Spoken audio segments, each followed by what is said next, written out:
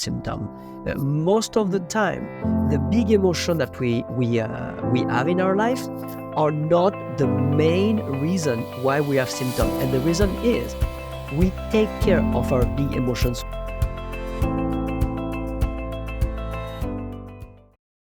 Welcome to the Holistic Counseling Podcast, Cedric. Hi, thank you, Chris. Thank you for having me. Well, I thought we'd jump right in if that's okay with you. Sure, absolutely. Can you provide our listeners with an overview of what emotional resolution is and how it differs from other approaches to emotional well-being and therapy? Absolutely. So emotional resolution is a body of work, and that's crafted by the Emotional Health Institute, which is based in the USA, France, and Japan. And what it is based on the understanding that we have today of how the brain constructs disruptive emotional pattern, how we can allow the brain or the body, to resolve this disruptive emotional pattern. And when I say resolve, I mean resolve. This is not emotional regulation, so maybe that's how it might differ from some of other works out there. It is that we're really aiming to resolve the pattern that the client is coming to treat. So when you say emotional regulation, so it's not just managing the That's emotion. Right. That's so right. That's kind of the difference. That's right. The goal is, or the intention is really for the pattern, the disruptive emotion that is creating an issue for the client to be completely resolved. Okay. So I know one question that you had mentioned before was, how does our brain construct emotions? Because I know this is all scientifically based that you guys, can you share with my listeners what that means? Yes, absolutely. And what I'm going to share is not mine. Is mostly based on the work of Lisa Feldman Barrett out of Boston, and Antonio Damasio, but also Bruce McEwen. So how does the brain construct disruptive emotional pattern? Well, yes, two things we need to be aware of. The first thing that we know, at least for now, is that at the origin of every single one of our disruptive emotional pattern is an instant of trauma. So what is a trauma? Is an instant that holds too much stress for us to take on at the moment when we live it. That's what a trauma is. And it can be emotional stress or physical stress. So that's the first thing.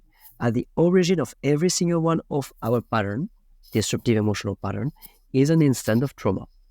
That's the first thing we have to keep in mind. The second thing is, one of the main job of the brain is to predict. Our brain, our subconscious brain, constantly predict based on past situation. This is how we stay ahead of the game, so to speak. We can see that with food. If I'm having a Granny Smith apple when I'm 5 years old, for example, the next time I'm going to have a Granny Smith apple, doesn't matter if I'm still 5, 6, or 7, right before I'm about to buy this apple, I'm going to predict already instantly what sensations I'm going to experience. It's a prediction. It's the same thing for an emotional difficulty, you see. When we experience a trauma, it doesn't matter how old we are. It can be in utero, at birth, or much later.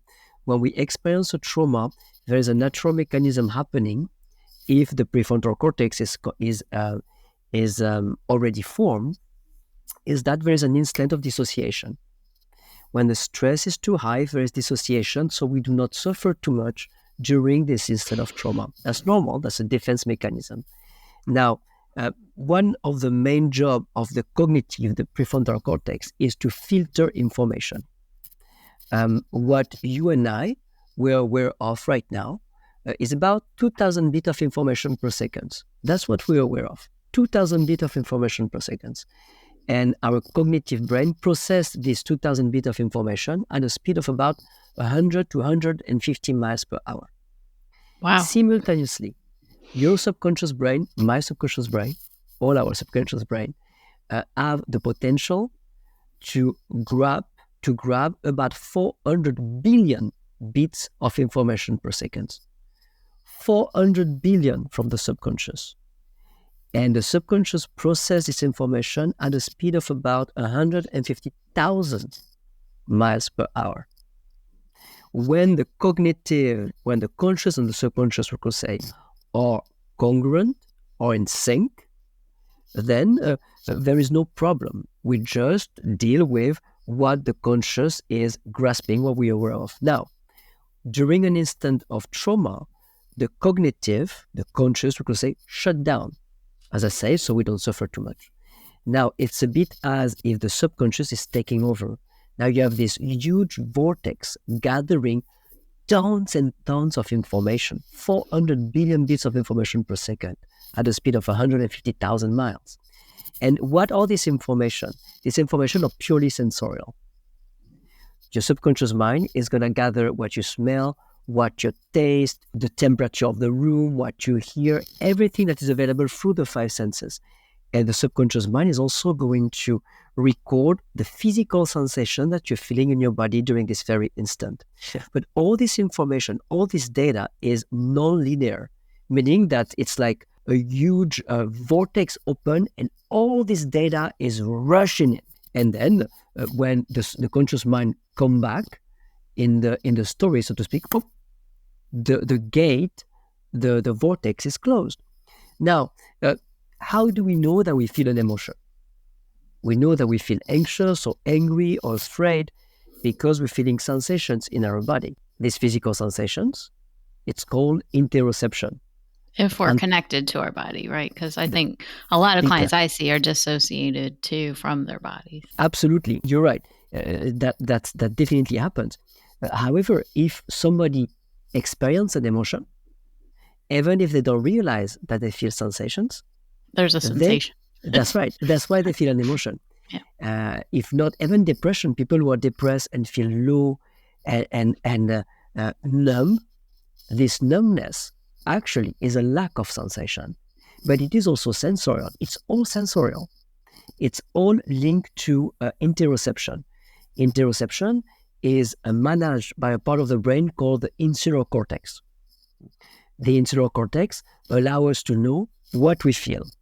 Anxious, angry, thirsty, hungry. All this is interoception. When it comes to emotion, these physical sensations that we feel during an emotion, what are they?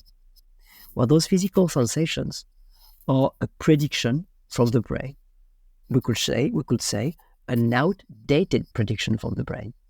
Basically, it is fascinating to realize that the physical sensations that let us know that we are feeling an emotion are the same sensations that were felt during a specific traumatic event in our life.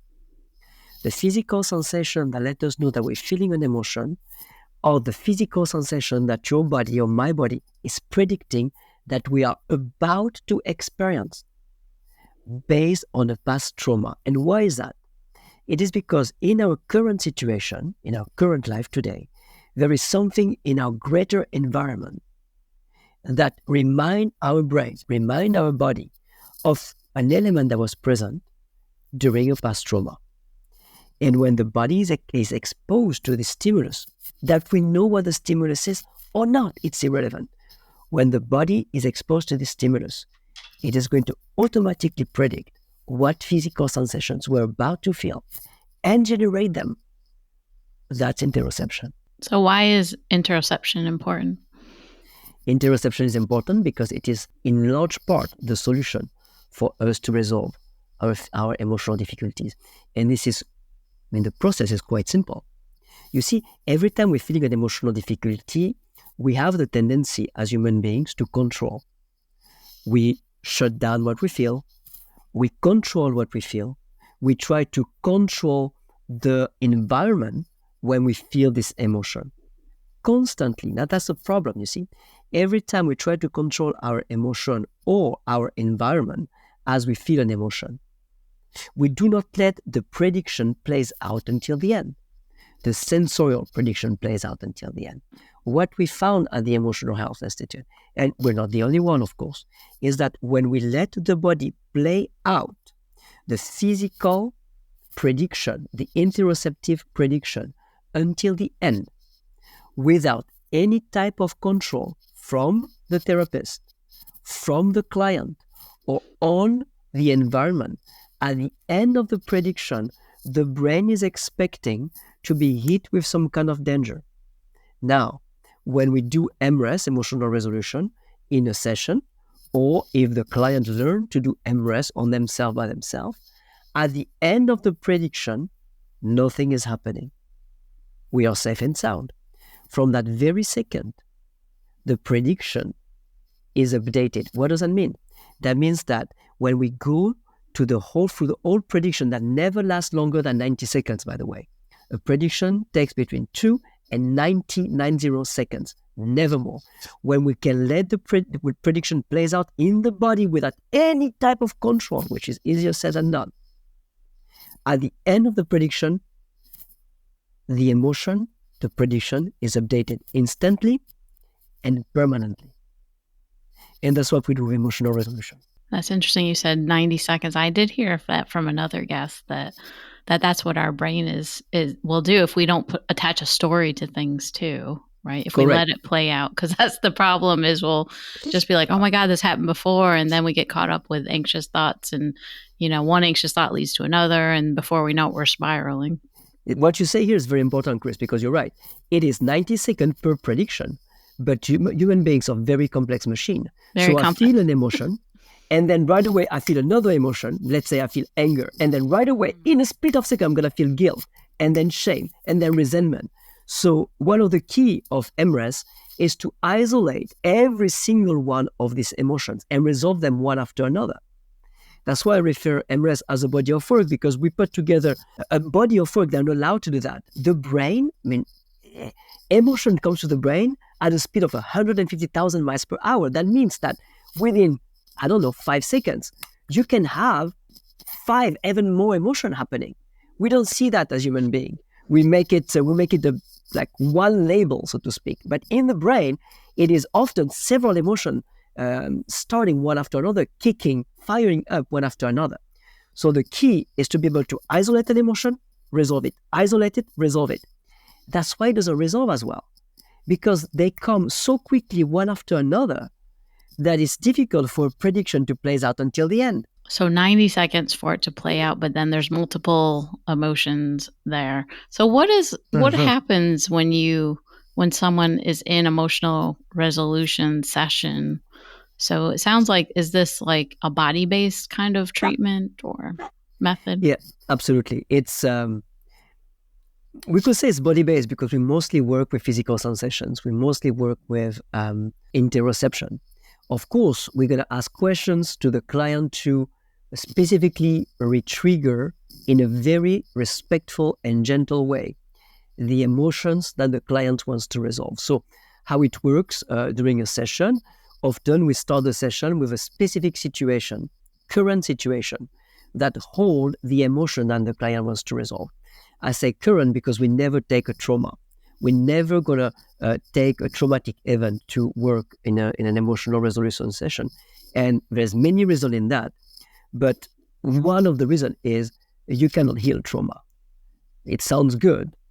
Trauma healing sounds really good, but you cannot heal trauma. Trauma happened. It happened and it's in the past. Now, what we can heal are the wounds created by trauma. And that's what we're aiming to do here. You're a therapist yourself. I'm sure you noticed that from one traumatic event doesn't come one emotion. From one traumatic event comes a whole list of emotional difficulties that are impacting the client in their life today. And it's perception too. And the perceptions and the belief, etc. So the first work is to look at what is happening today in the life of the client. Yeah. And almost listing all the difficulties that are linked, for example, to a trauma, if we're working on a trauma. And then we're going to work on one difficulty at a time to really light up all, if we can, or most of the wounds, or at least the conscious wounds of the trauma. And then we start working on the subconscious wounds. And we do that through different ways, through questioning, through a work that we call the EmRes journey as well, that works a bit more with the subconscious through metaphors and image. So how was this created, this method? So I think at the origin, we could say that it's a gentleman called Didier Godot that started really working on EmRes. And himself, he got inspired by several other professionals, such as Jean-Paul Rességuier in France and others. But how it came to life was to really notice that when we are able to trigger an emotion very specifically and allow the client to basically do nothing, which is not easy, but to do nothing as the sensations of the emotion is playing out in the body, well, the emotion wasn't coming back. So from this simple observation, the idea was, how can we reproduce that as simply and efficiently as we can? And then we notice what we just talked about earlier, that is that within 5 seconds, someone can have 5, 6, 7 emotions. And we notice that working with horses. We have a wonderful lady, Dr. Naila Cherino in France. She's a veterinarian. And she's doing EmRes with horses. Interesting. And farm animals, really, but mostly horses and cows. And working with horses, she noticed that what the farmer sees as one emotion, actually, when you work with a horse, it's 5, 6, 7, 8, 9 instant of fears that lead to what we see as human beings, one emotion. So from working with horses and working with her, because she's really the professional in this, we established, I don't like the word protocols, but methodologies that allow to slow things down and get each emotions held through a short period of time to give the body the time to resolve them, one after another. And then we developed another side of the work through questioning, very specific questioning, that allow the body to bring up emotions that we're not really aware of. Often it's linked to guilt and shame, fear, that allow us to resolve them as well. So when we do a session, we're gonna resolve a whole web of emotions. I never would have thought there was that many emotions. When we usually in therapy, we're like asking the client, like, what does this bring up in you? What is the emotion? Usually it's one, right? I never thought that there could be like a whole constellation of emotions. There's a whole constellation of emotions, and a lot of them don't have names. A lot of them are just tensions in the body. You know, we have a very limited vocabulary for emotions because we have a very limited awareness of our emotion. We only notice the big ones, the anxieties, the angers, the fear. But the fact of the matter is, we are crossed on a daily basis, I would say by 10th, depending where we are in our life, or hundreds of tensions. And, you know, there's this quote from Van Gogh that I love. Vincent Van Gogh said, "Our smallest emotions are the captains of our life as we obey them without noticing them." And that's very true. If we observe our body on a daily basis, we notice how much we're influenced by the tensions that we are experiencing. If you and I, we meet, and as we meet, I become tense without really noticing it, but my body tenses, I might say, I don't know about Chris, there's something about her. And I'm going to make up a whole story about you. But what might happen is just that your smell, that I don't even notice consciously, might remind my brain of a smell of a teacher I had in 3rd grade and used to raise hell for me. And from your smell, my body is going to anticipate, so to speak, that you're my teacher again, yeah? And I'm going to be tense. I'm not going to realize that. I'm just going to say, wow, I feel weird when I'm around Chris. There's something about her. And we do that all the time. These tensions that we're talking about now, they create most of the dynamics of our life. And because we're humans and we love to create stories, we don't love to create stories. That's the way that the brain works, right? Yes. But often we don't take tension for tension. We just make up story. And we don't even, I'm not going to try to resolve this. I'm just going to blame it on you. You know, yeah, that's her. Yep, we're not going to be friends. And it has nothing to do with who you are. Right. So that's also a part of the work of EmRes, is to question everything, all the tensions. The work of EmRes, the goal of EmRes is not to be emotionless, to the contrary. The goal of EmRes is to be able to experience the emotions that are congruent with our current reality, instead of having the body reacting from past trauma, from past experiences. Yeah, that makes a lot of sense. So I'm wondering with this methodology, is there a way that you use this safely? Because I know with some really big emotions with trauma that there can be a lot coming up for clients, and I guess is there any ways that you kind of help the client to do this safely? Yes, absolutely. But first of all, we never work with traumatic event, which helps. And then we slow things down, meaning that we are really taking the emotion at its very beginning. So we take the client in their life today. So situation that happened a few days, few weeks, few months ago, but we take the emotion at the very beginning. You know, the emotions become overwhelming when there is accumulation of this emotion we talked about. When there is a panic attack, when there is an anxiety crisis, it's very rarely one thing. It's an accumulation of a lot of emotions happening extremely quick in the brain of the client. So our role as an EmRes practitioner is to take the emotion at the very beginning. And at this point, there are only tensions in the body. The client never goes into an emotional state during a session.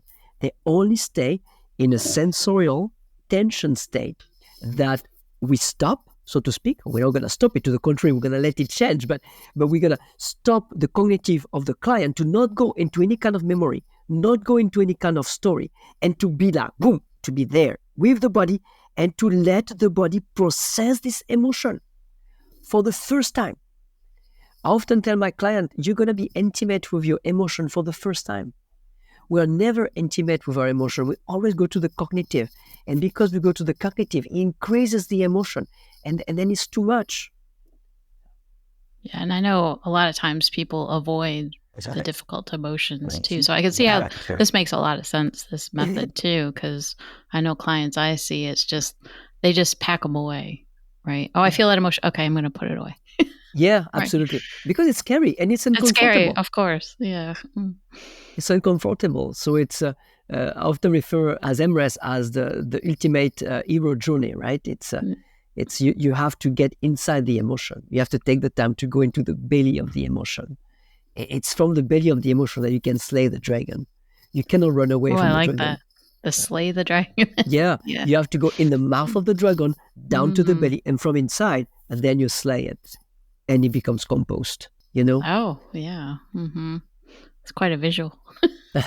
Yes. To really think about that.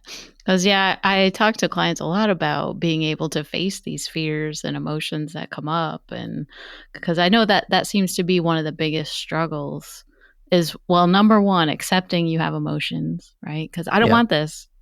I want this to go away. And number two is being able to face it, to be with it in the moment. I think that's a commonality among humans, right? Yes, absolutely.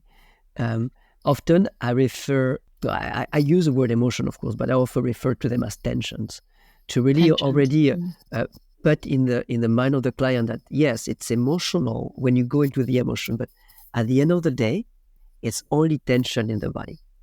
And during a session, you will never, we will never create other sensations that are already present in their life.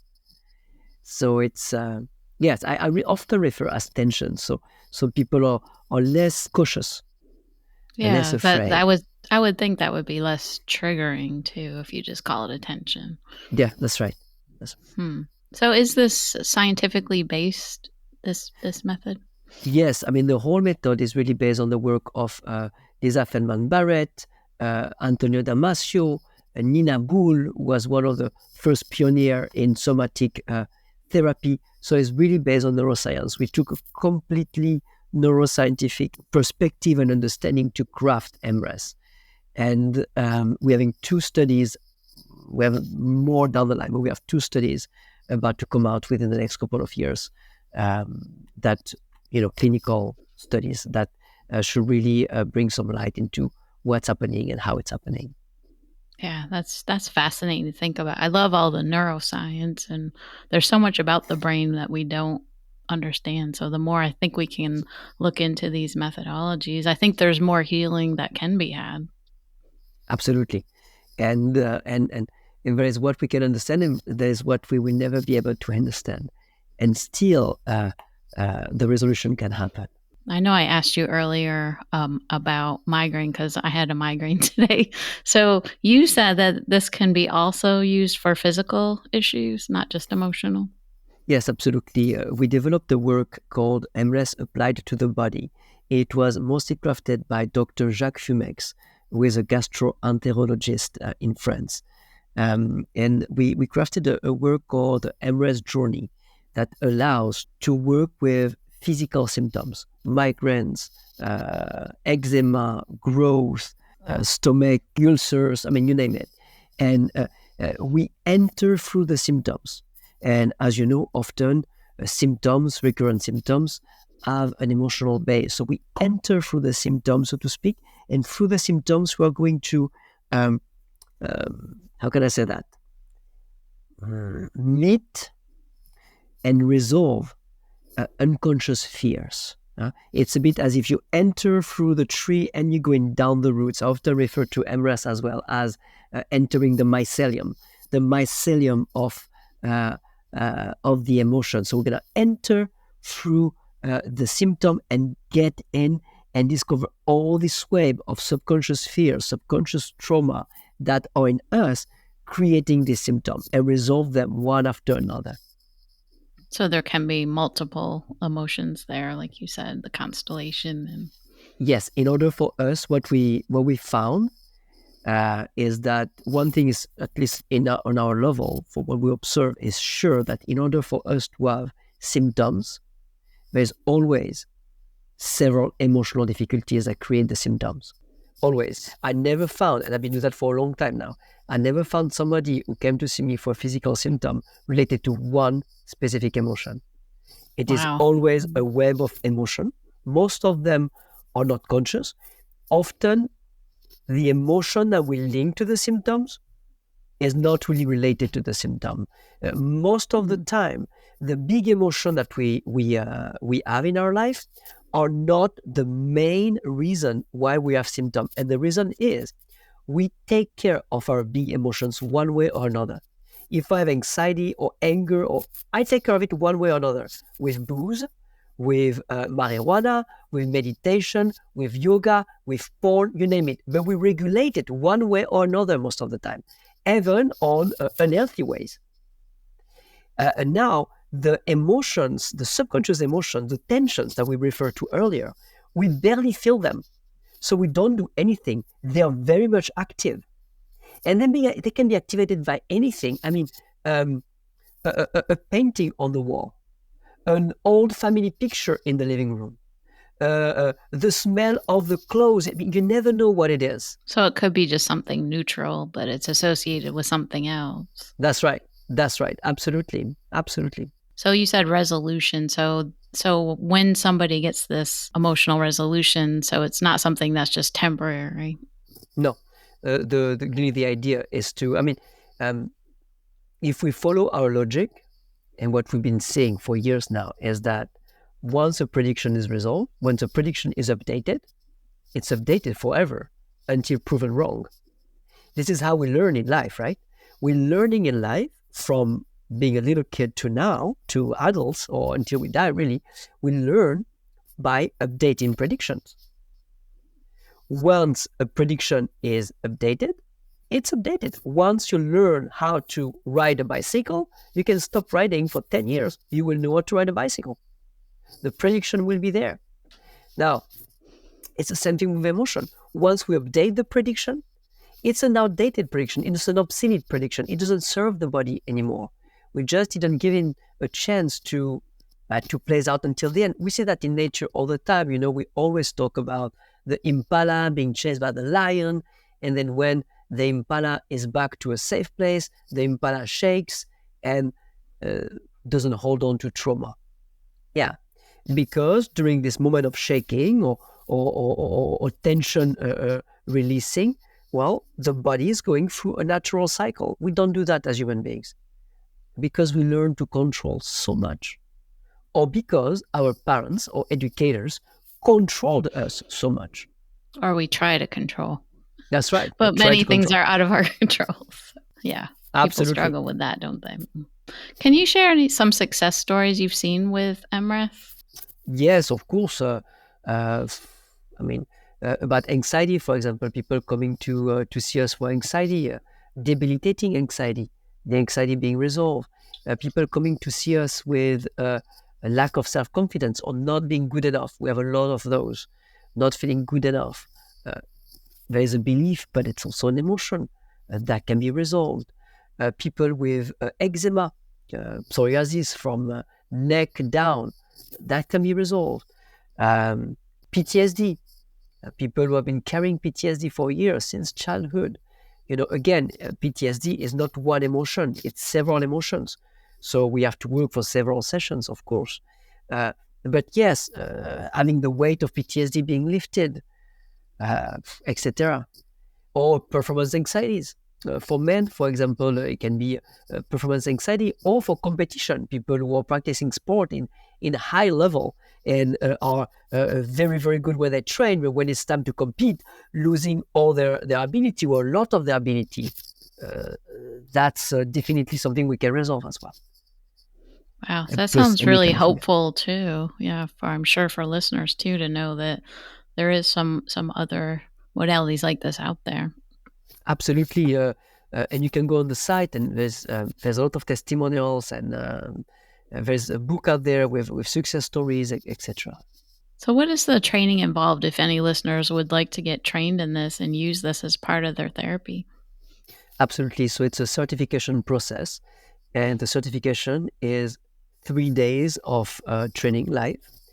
Then the practitioner, where they learn the foundation of EmRes, they will already be able to do a session, an EmRes session, after those 3 days. Then the practitioner in training need to do 10 sessions with client. Then we meet for some case study for 3 hours. Then the practitioner has to do 20 sessions with client. Then we meet again for 2 days. That's module 3. Then the practitioner has to do 20 more sessions. And then certification, which is done on one-on-one for 2 hours with the trainer. And after that, there are advanced class such as EmRes applied to the body, which is 3 days. And after certification, there's continuous education 4 times a year with reinforcement of what has been told, teaching of new tools, new technique, new understanding. That's great. So, what's the best way for listeners to find you to learn more about you and your work? The best way is to go to emres.com. It is EmRes.com. And that's the mother ship, so to speak, about emotional resolution. And if they want to reach out to me directly, it's cedricbertelli.com. Thank you so much. But thank you so much for coming on the podcast. This was very interesting. Thank you, Chris, for having me. I appreciate it. And thank you, listeners, for tuning in. That brings us to the end of another episode. Be sure to tune in next Wednesday when another episode drops. And are you ready to take your journey as a holistic therapist to the next level? I'd like to personally invite you to our growing community of like-minded individuals who share a passion for holistic therapy and the importance of investing in self-care. So come on over and join my Facebook group, the Holistic Counseling and Self-Care Group, a welcoming space to connect with other holistic therapists, ask questions, share experiences, and exchange ideas. Don't miss out and join us today at hcpodcast.org/holistic group. That's hcpodcast.org/holistic group. And once again, this is Chris McDonald sending each one of you much light and love. Thanks for listening. The information in this podcast is for general educational purposes only, and it is given with the understanding that neither the host, the publisher, or the guests are giving legal, financial, counseling, or any other kind of professional advice. If you need a professional, please find the right one for you. The Holistic Counseling Podcast is proudly part of the Sightcraft Network.